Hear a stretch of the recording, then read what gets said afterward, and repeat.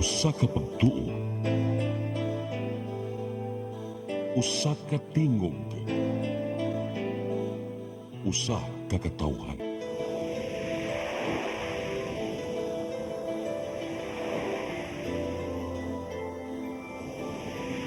Cebu Catholic Television Network.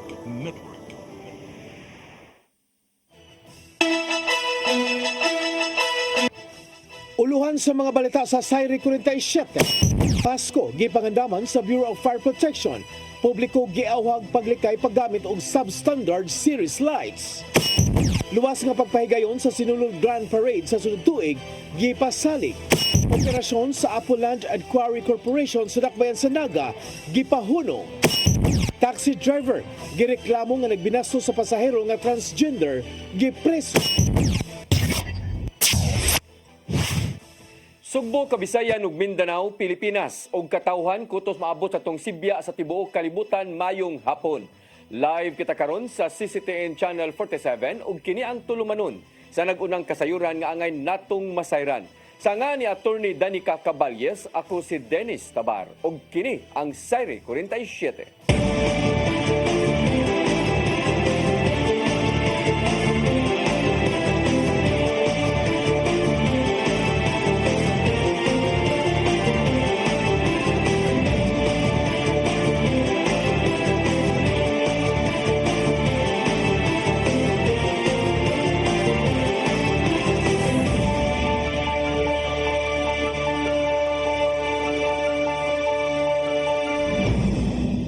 O karon sa kumpletong detalye sa atong mga balita, Bureau of Fire and Protection sa Mandawi City nangandam na alang sa Pasko.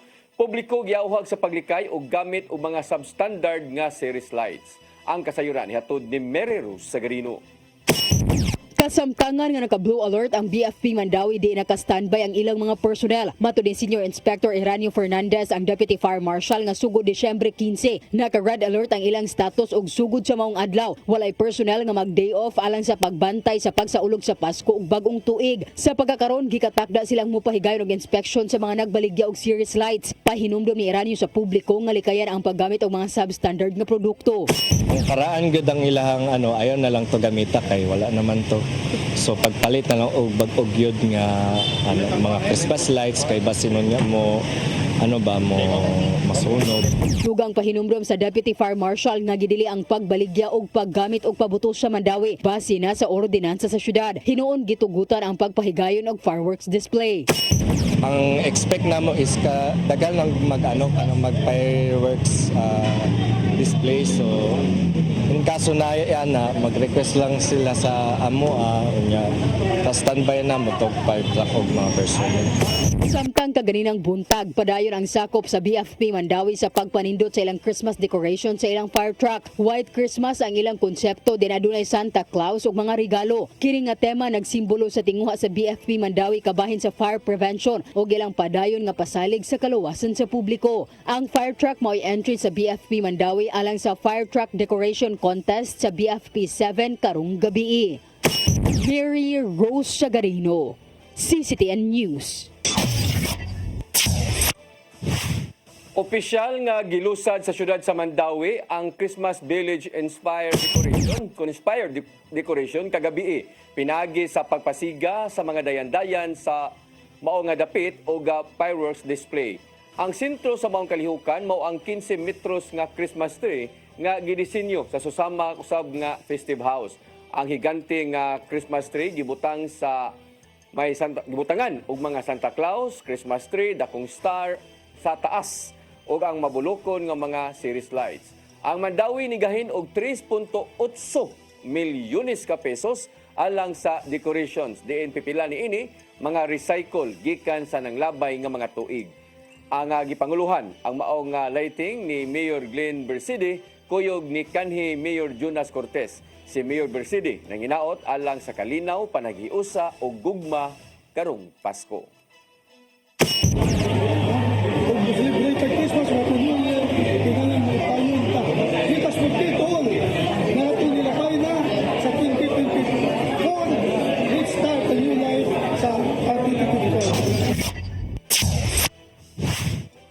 Luwas Gawas sa pagpahigayon sa Sinulog Grand Parade karong Enero sunod tuig usa sa gipaniguros sa mga organizer. Gisugdan na usab ang pagdawat sa mga contingents nga buot mannayaw sa kapistahan sa Balaang Bata. Ang kasayuran ihatod ni Gian Navarro. Nidawat na ang Sinulog Foundation Incorporated og mga dancing contingents nga mosanmot alang sa umabot nga Sinulog Grand Parade karong Enero 2025. Gisugdan nitong Disyembre 1 ang opisyal nga pagpanawat sa mga local ug out-of-town contingents nga buot manayaw sa Cebu City Sports Complex ug mahuman ang registration karong Disyembre 8. Gawas sa pagpangandam sulod sa venue, usa sa mga gisiguro sa organizers mao ang agian alang sa street dancing. May pasalig si SFI Executive Director Elmer Jojo Labella nga gihanay na ang mga lakang aron magpabiling luwas sa risgo ang parada. Ilabi na nga nagpadayon ang katukuran sa Cebu Bus Rapid Transit nga nimutang duol mismo sa CCSC. Dunay convergence as to different stakeholders in terms of security, because this is the big challenge in terms of crowd control, and in fact almost all national and local uniformed personnels are really working hard. Kung isgutan ang gidaghanon sa mga dancers, nakita ni Mayor Raymond Alvin Garcia nga dili mo menos sa 35 ka mga contingents ang ilang target. Wapay labot sa target nga ihap alang sa mga contingents nga magagikan sa kalungsuran ning lalawigan sa Subo. Samtang gitahasan ni Garcia ang mga sakop sa Cebu City Government nga kung mahimo madawat na sa mga grupo sunod buwan ang subsidy nga hangtod 1.5 million pesos. Pero 38 has already shown interest. And out of the 38, some have already confirmed. Pero di pa magod ka mo ingon nga mo confirm, not unless they really register. Padayon ni ng security assessment alang sa ingranding parada uban ang mga hingtungdang otoridad. Mao pasalig usab ang mayor nga walay mahitabong signal shutdown ato sa Grand Parade taliwa sa mga guest of honors nga ilang gidtap. Remember, napatay higante, napatay float. Ang float lang daan, mabot lang mga 50. Mga higante. So, all in all, we'll be seeing about 150 to 200 entries. That's why we have to start in the morning. Ian Navarro, CCTN News.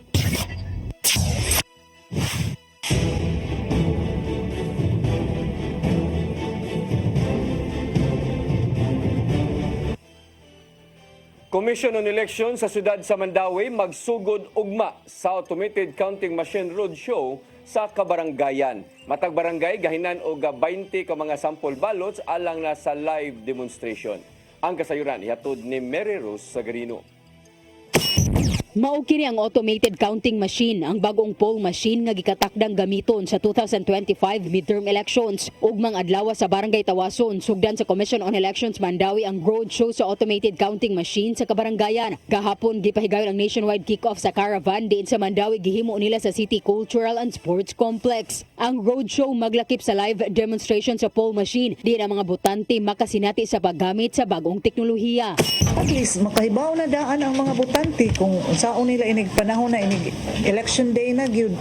At least na sila idea kung saon pag-shade, saon pag-feed. Yeah. Mga instructions nga dapat dili i-overvote, kay kung i-overvote dili gina pasahon. Sa live demonstration, ang botante hatagan og sample balot, iyahang i-shade ang iyang gustong kandidato. Human niini personal nga iyang isud sa machine ang balota. Magpaabot sa resibo ug dayon ibutang kini sa box kilid sa machine. At least ipahuman jud ang 27 barangay. Padto gyud. Mas kuani siya ron, mas high-tech ni siya. Mas dali.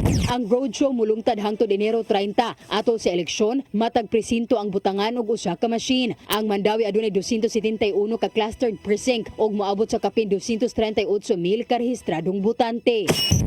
Mary Rose Sagarino, CCTN News. Pagpatuman sa National Centenarians Act, gitugya na ngadto sa National Commission for Senior Citizens sugod karong sunod tuig. Nakigalayon usab ang Department of Social Welfare and Development sa mao nga buhatan aron himuon ang sayon nga transition. Ang kasayuran ihatod ni Gian Navarro. Sugod karong Enero tuig 2025, ang National Commission for Senior Citizens kun NCSC mo'y gitahasan sa kagamhanan nga mopatuman sa National Centenarians Act. Pasabot dini ang maong ahensya mo'y mangunay sa pagtabang ngadto sa mga nag-edad og 100 years old sama lang sa paghatag og cash gift.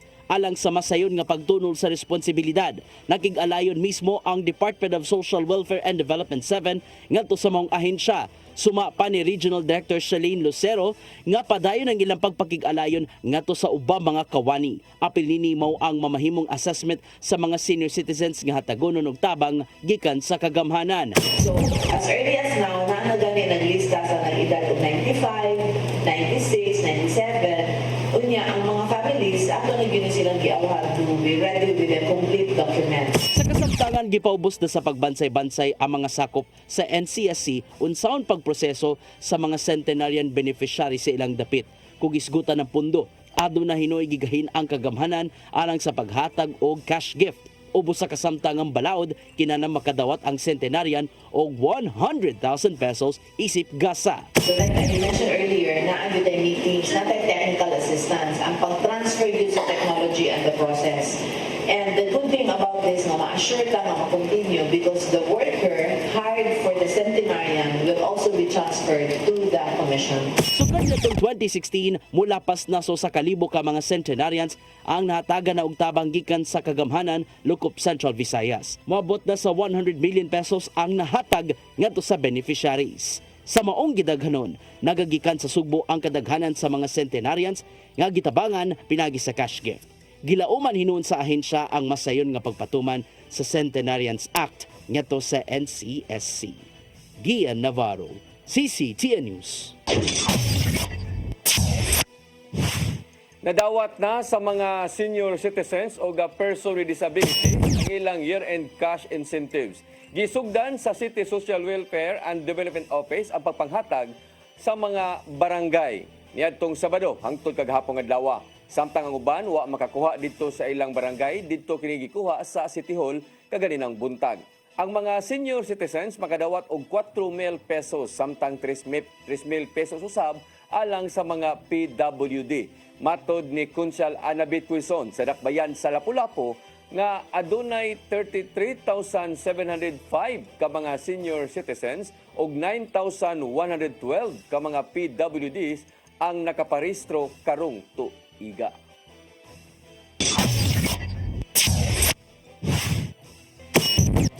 Mosunod, operasyon sa Apuland and Quarry Corporation sa Dakbayan sa Naga, gipahunong kada og daghan pa mga balita sa pagbalik sa Sayre 47.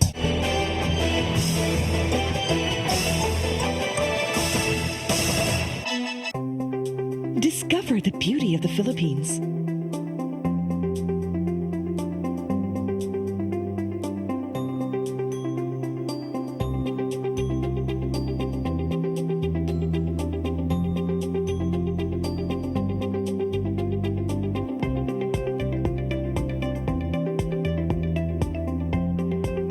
With Philippine Airlines, the country's flag carrier.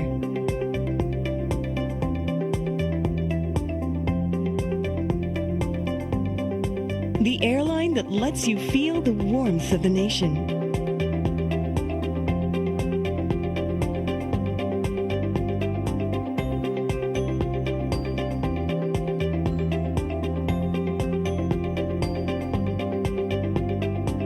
Mabuhay!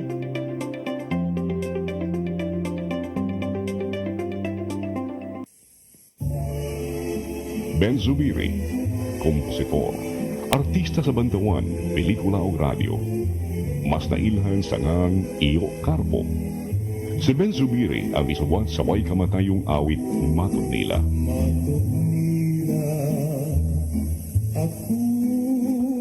Alang sa uban, ang Matod Nila usa ka cultural anthem sa mga Cebuano. Gawa sa Matod Nila, si Ben Zubiri usab ang isuwat sa mga immortal nga awit sama sa ikaduhang bathala. Alma Bonita, ang palad ng buo, gugmang gibati ko, pasayawa ko dahi. Si Ben Zubiri namatay niya atong 1969. Apan ang iyangan, buhi kanunay sa kasing-kasing sa mga taong padayong nag-awit sa iyang mga komposisyon. Ben Zubiri, Garbo sa Subo. Subo ano ni?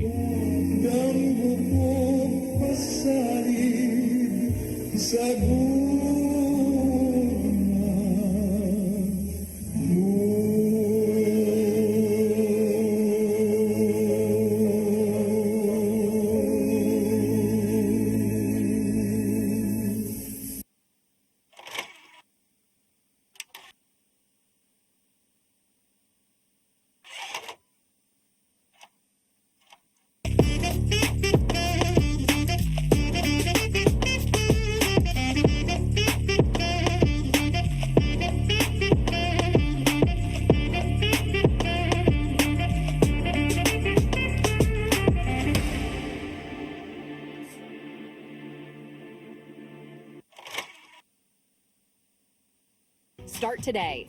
Unlock the secret to a healthier you. You're worth it. Health is wealth.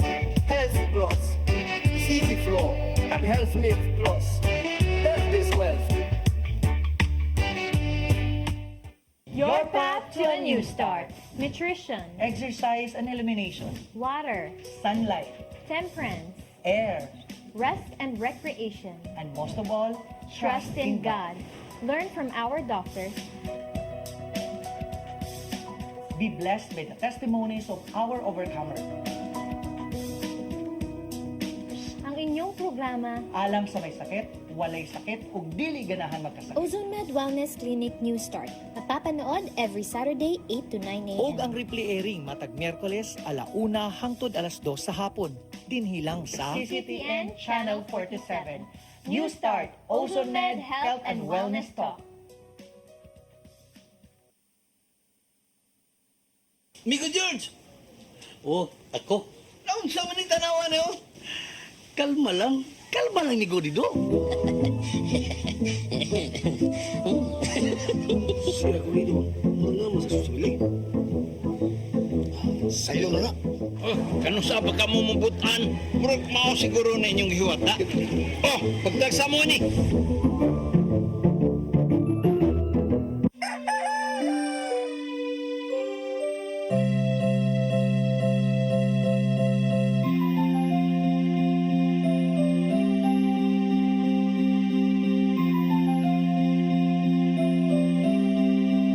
Wala na dita, ma! Palud, ma!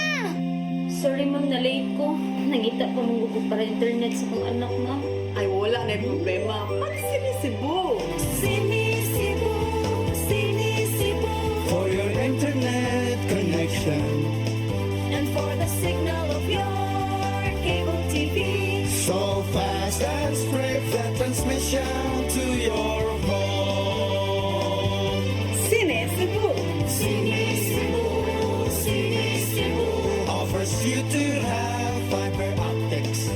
for your viewing experience, perfect and clear so fast. So great and affordable for you to enjoy. Sinisibo.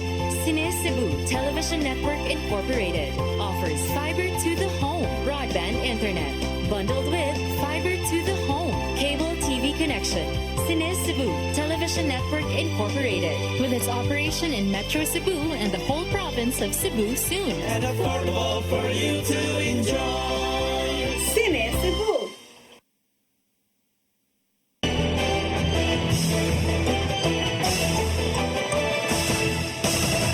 Balik sa ato mga balita, gipahunong una ni Gobernador Gwendolyn Garcia ang operasyon sa Apple Land and Quarry Corporation sa dakbayan sa Naga sud sa usa ka buwan. Pinasikad sa maong mando sa Executive Order number 22 nga giluwatan ni Garcia kagahapon. Kini aron makapahigayon sila og environmental audit halapad nga risk assessment sa palibot o pagsubay kung mahimo pa ba nga makapadayon sa pagtrabaho sud sa Mineral Production Sharing Agreement sa MPCA. Ang MPCA mao ang panagsabot diin mag-igo ang kagamhanan sa pagtugot bahin sa mining operation sud sa iyahang nga palibot. May pahinumdom ang City of Talisay Traffic Operations Development Authority kung City Tuda nga dili ipugos ang pagmaniho kung adunay gipamati sa lawas aron kalikayan ang disgrasya. Kaganinang buntag daling giatiman sa City Tuda enforcers ang usa ka driver nga nagluya samtang nagmaniho sa karsada. Atol sa ilang pagresponde na sayrang nagsuka ang maong lalaki samtang nagdagan pa ang iyahang nga sakyanan sa habig sa dakbayan sa Talisay. Hinundan nga daling nitubag ang emergency responder aron paghatag og first aid ngadto sa lalaking driver. Dali usab nga gitawagan sa City Tuda ang pamilya sa motorista alang sa pagbantay kaniya hangtod nga mamaayo kini ang kahimtang. Department of Energy Visayas nanawagan sa responsableng paggamit og bisan unsang electronic vehicle. Kini ang nahimong reaksyon sa ahensya subay usab sa lakang sa mga LGU bahin sa maong matang sasakyanan. Ang kasayuran ihatod ni Gian Navarro. Usa sa mga gituki ato sa forum sa Department of Energy Visayas mao ang paggamit og mga sakyanan nga gigamitan lang og kuryente inay nga petrolyo. Nabantayan mismo sa ahensya nga dunay pipila ka mga LGU nga nihimo og lakang bahin sa maong matang sa mga sakyanan sama lang sa e-bike. Gani na imong hisgutanan sa taga Mandaue City ang pagban sa e-bike sa kadalanan. Gipaubos sinon kini sa pagtuon sa mga kadagkuan sa syudad. Samtang plano sa Cebu City Government nga pahugtan pa ang paggamit sa mga e-bike aron kalikayan ang posibleng aksidente sa dalan. Sama lang hinon sa pagparehistro nini, sanglit dako man og ikataba nga batok sa polusyon sa kalsada. Hinuon gila sa kadagkuan sa DOE ang gihimong mga lakang sa managlaing LGU. Apan ang ilang gikampanya karon mao ang mas responsableng paggamit sa mga e-vehicles isip tag-iya. Sumapa ni DOE Visayas Director Renante Sevilla nga kinahanglang tumanon sa mga nanag-iya ang mga lagdang gipamtang gikan sa lokal ug nasyonal nga mga balaod. Di pandar kay lisod kayo labi na sa mga highway no. Bilang the tricycles that we have right now, they are actually banned sa mga highways nanto kay delikado ba. Sumapod siguro sa EV. Nasabtan nila ang kahingawan sa mga nigamit og e-bike sanglit nakita man ang bentahe niini itandi sa mga motorsiklo. Apan kinahanglan usab nga isiguro ang luwas kapag biyahe niini sa dalan sama lang sa paglikay nga nagmaneho sa mga e-bike sa dagkong kalsada. They have this kind of responsibility sa ilaha when they of course use the EV. Of course we understand ilahang for livelihood but of course naay kakaibat na responsibilidad. Yung na ninuon sa ubang stakeholders ang panahom bahin sa paghimo og mga lagda bahin sa e-bike. Sumapa nila nga mas gisiguro nila ang tumang kaluwasan ngadto sa tanang mga nagbiyahe og magbaktas sa kalsada. So yun ang namin is more on talagang collaboration and then of course on law enforcement. And also the parents, the owner, should be responsible also na bawalan niya rin yung anak niya, i-remind din yung anak niya na maggamit. So like kami, we're committed for compliance when it comes to like the law and the government as well. So we want to help our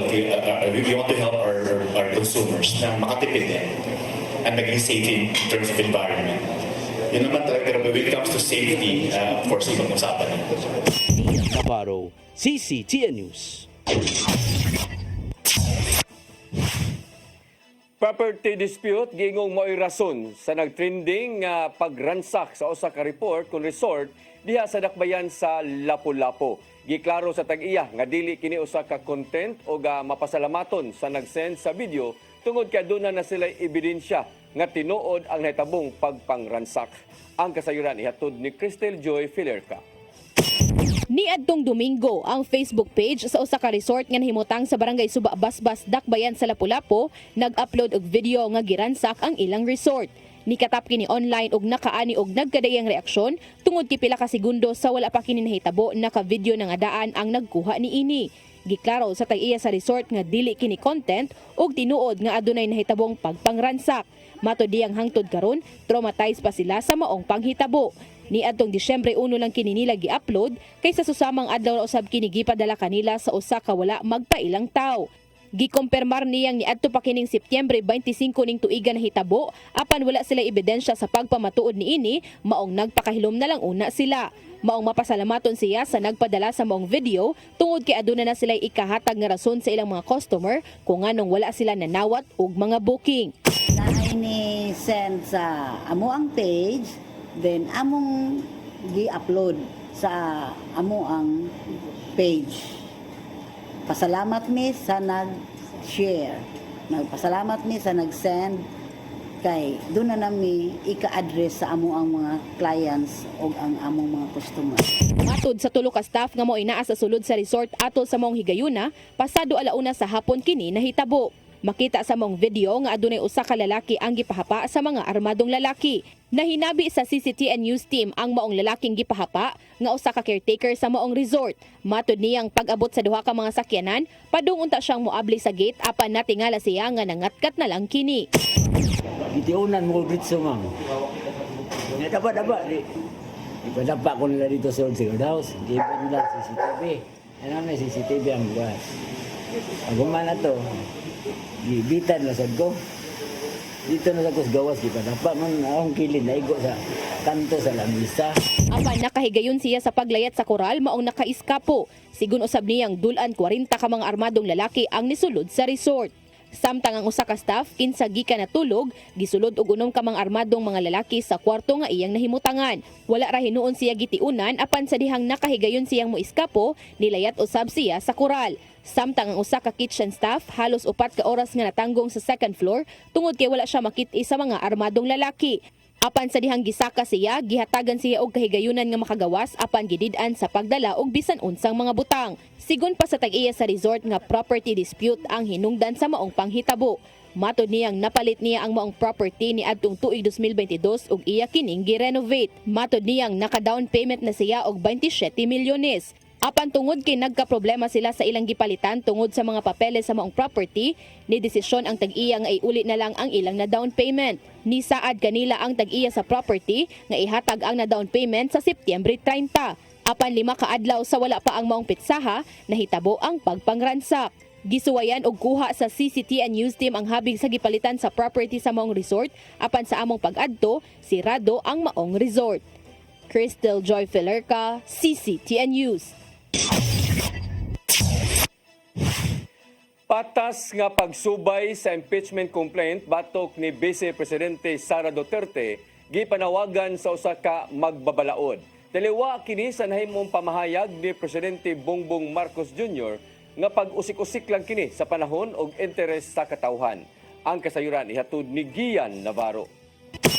Nanawagan ng usa ka magbabalaod sa iha mga kauban sa Kongreso nga ipabilin ang patas nga pagsubay sa impeachment complaint batok ni Vice Presidente Sara Duterte. Sumapa ni Akbayan Party List Representative Percy Sendanya nga nagpabilin hinuna ang pagsalig sa mga niduso sa mga reklamo ngadto sa mga nangayo og tubag kon accountability.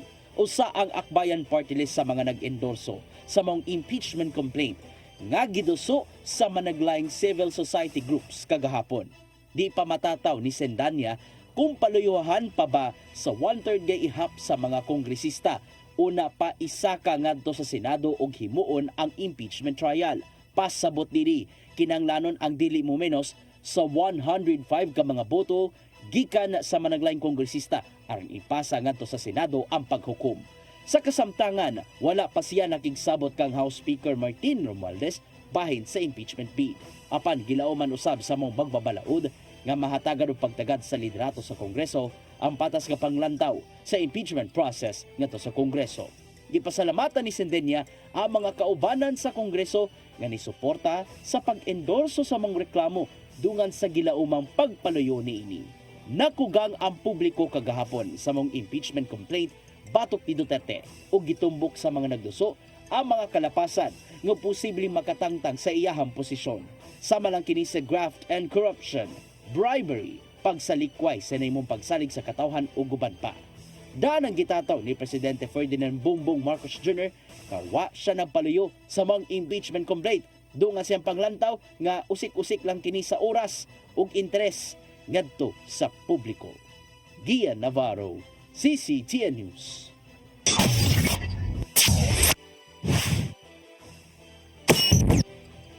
Musunod, taxi driver gireklamo nga nagbinasto sa pasahero nga transgender gipreso. Kana og daghan pa mga balita sa pagbalik sa Sayre 47.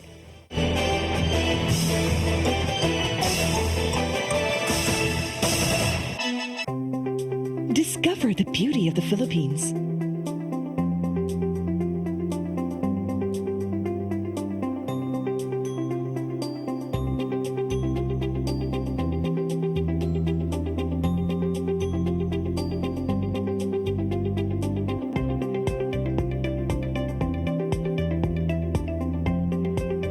with Philippine Airlines, the country's flag carrier.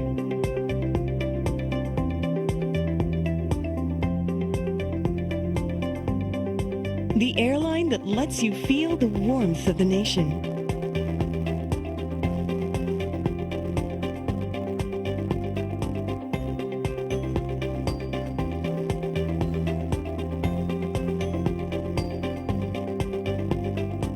Mabuhay!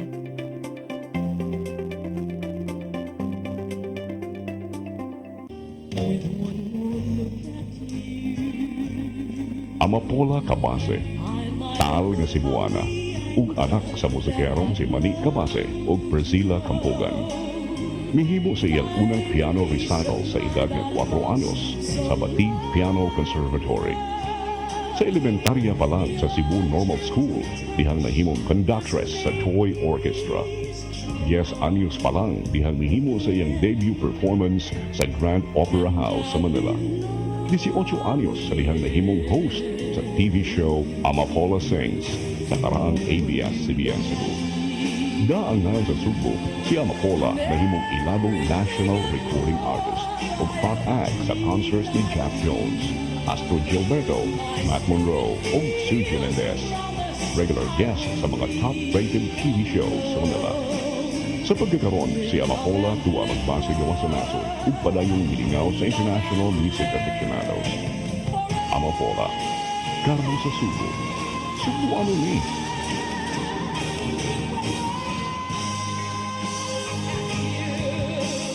Start today. Unlock the secret to a healthier you. You're worth it.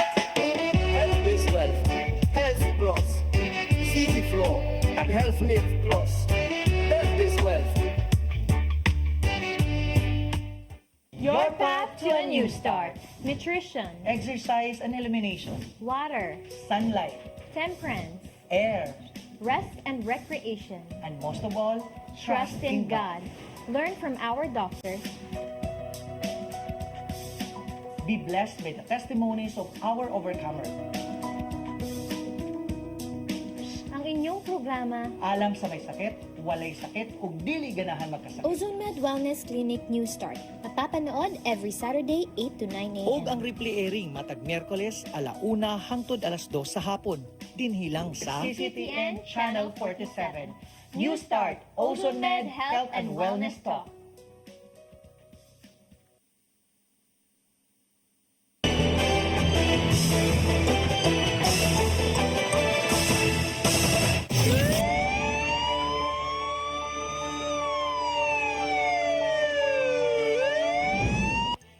Balik sa ato mga balita, taxi driver na priso human gireklamo sa usa ka transgender nga miamong-among kaniya samtang nagpahatod sa ilang panimay sa Guadalupe. Giangkon sa dinakpan nga iyang nahimo ang pagbinastos sa pasahero apan gibutyag nga ang reklamante mo'y nag-una-una. Ang kasayuran ihatod ni Arnold Bustamante. Nabalhog karon sa Babuno Police Station ang usa ka 27 anyos nga taxi driver nga taga barangay Butong lungsod sa Pinamungahan. Human pa sa ginli sa usa ka 19 anyos nga bayot nga call center agent nga giamong-amongan si Anili pinagi sa pagpaum-um sa iyang kinatawo. Ang suspitsado nga nagtingagol na sa selda sa Babuno Police Station gila nga si alias Benji, residente sa barangay Butong sa lungsod sa Pinamungahan, probinsya sa Sugbo. Sigon sa biktima nga si alias Marie, nga gikan siya nga ni-out sa iyang trabaho sa IT Park pasado alas 6 sa buntag. Umipara siya og taxi aron mapauli na silang balay sa Guadalupe. Sa pagsulod pa lang niya sa taxi, kadit lang matod pa siya nga gihikap-hikap siya nga paa ug daing gunit siyang kamot, daing padagan sa sakyanan na panggibadlong kini ni Marie kay basin madisgrasya sila. Misamot pa ang pagmolestiya sa suspitsado kaniya pinagi sa paghalok sa iyang aping padungan to siyang ngabil. Pag-abot sa GY Lahog, gipahikap pa siya sa kinatawo sa driver o gidala siya sa usa ka mingaw nga dapit sa sitio Sudlon sa barangay Lahog sa Dakbayan sa Sugbo. Din dito siya gipugo sa pagpaum-um sa kinatawo niini. Sulod yun ako sa taxi pa lang. Yan akong gihikap-hikap na ko niya. Then holding hands na siya na ko. Lagi holding hands? Kung sa may iyang istorya? Then single daw siya niya. Kanang ganahan daw siya na ko. Kanang manguyab. Nana. Ni kiss na siya na ko. Dari sa kong aping niya.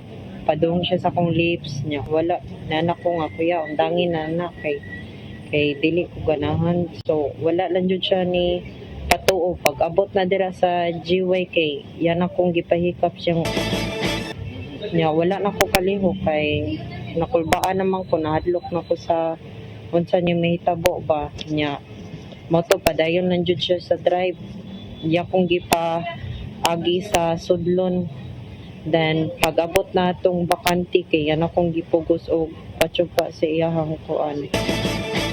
Human siya mapahimosli, gihatod siya sa ilang balay sa Guadalupe ug siyang paggawas din na siya nangayog pakitabang sa mga silingan ug may pahibaw nga gipahimoslan siya sa driver. Dali ang ibabagan sa mga habal-habal driver ang suspitsado ug gidala sa barangay hall sa Guadalupe ug ang mga tanod na sa barangay ang mi-turnover niini sa Mabuno Police Station. Giangko ni Benji nga nahimo ang krimen apan matud niya nga siya ang giunhan sa transgender lakit siya giangkon nga nakagusto siya sa bayo tungod kay gwapa ug puti kini. Matud ni Benji nga nananghid siya nga mohalok sa aping ni Marie kani kini pa ang gamihangyo nga mangitag lugar nga walay makakita nilang duha. Gipasanginan pa niya ang biktima nga suway nga mukuha unta siyang cellphone apan niya kining nabantayan. Sakay niya nato nga ako gi ila ya tapos ningon ko niya nga pwede ko mukes ya ingon siya nga pwede raman ya mao to nga ningon siya nako nga nang kanang white tao nga kanang mangitag tag lugar. Ana siya ya mato nga ningon siya nga puy tamunong dire kay ato nasugdan mato ni hunong sa kuya kay akong cellphone aksyon nagkuha na akong cellphone ba ya mato nga ako gay nakabantayan ko. Ang kamahan sa biktima nga si alias Lando walay kabutangan sa kasuko sa gibuhat nga pagbinasto sa taxi driver ngadto siyang anak. Mato niya nga bisan usa ka bayot ang iyang anak apan dili kini pareha sa uban nga kiaton sanglit buutan kini ang iyang anak. Ako lang bilang amahan ang akong aksyon gid Portuguese ko nakauna-una jud di mayo para niya sa biktima. Aw sa katong suspect yan. Nga una-una jud ko nga Kutlawan na lang, mas may pa, tapuson siya. Nga na, mo to nga ko bilang respeto po diya sa Station 9, kaya gidala mo na dito. Dami, nindot na gigayo nga, kulatahon siya. Sulo dito sa kuhan, pero sa naman sa ahinsya.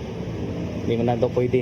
Ngahimuon ang gusto na to. Kasong pagpanglugos ang giandam karon sa Mabuno Police Station nga ilang ipasaka sa suspitsado. Mato ni Police Major Romeo Kakoy Jr. nga ila pa nga ipaubos sa background investigation ang suspitsado kung wala ba kini laing kaso nga giatubang o kung wala ba kini malambigit sa ubang krimen. Rape through sexual assault ang atong giandam nga kaso against sa driver. Human patayon ang suspitsado nga ikihagid siya sa pagpanglugos na nga kining pasaylo sa biktima sanglit ila matod pagadto nga sinabutan. Malagay nga mo na kuha na ko lagi nga nung kramom ko niya nga ako masagyato sa laha nga usap nagsinabot pamizad Ay ka pasaylo? Ang mga nagpasaylo niya na sao man nga nakuha naman ang mga nagpasaylo nga sir. Arnold Bustamante, CCTV. Moabot sa 39 milyones pesos nga kantidad sa illegal nga drugas ang nasakmit sa PRO7 sa milabay nga semana. Miresulta kini sa pagkasikop usab sa 572 ka mga drug suspect atol sa mga operasyon niadtong Nobyembre 24 hangtod sa Pitsa 30. Sa ihap gikan sa PRO7 anaa sa 5.7 kilos nga gibugaton sa shabu ang nakuha gikan sa managlahi nga mga operasyon sa kapulisan. Samtang nasikop usab ang 174 ka mga sugarol kinsa nakalapas sa anti-illegal gambling. Apil usab sa mga nadakpan mao ang 172 ka mga akusado sa managlahing krimen human nga giisyuhan og warrant of arrest gikan sa korte. Suma pa ni PRO7 OIC Director Brigadier General Roy Parina nga pakusgan pa nila ang police operations batok sa krimen ilabi na nga panahon kini sa Pasko.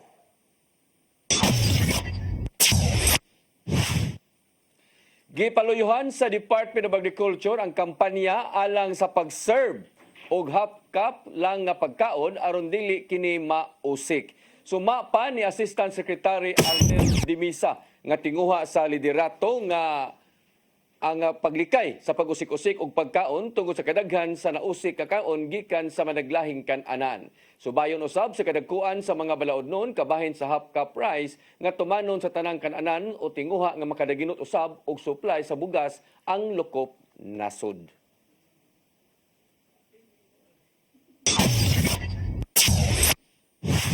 Mao kadtong naglangkob sa atong mga balita sa Sayre 47. Sa atong nga Christmas countdown, 22 kaadlaw na lang sa dili pa ang Pasko. Sa nga ni Attorney Danica Caballes, ako si Dennis Tabar. Hangtod ugma, dinhig hapon sa inyong paboritong tulumanon, Sayre 47.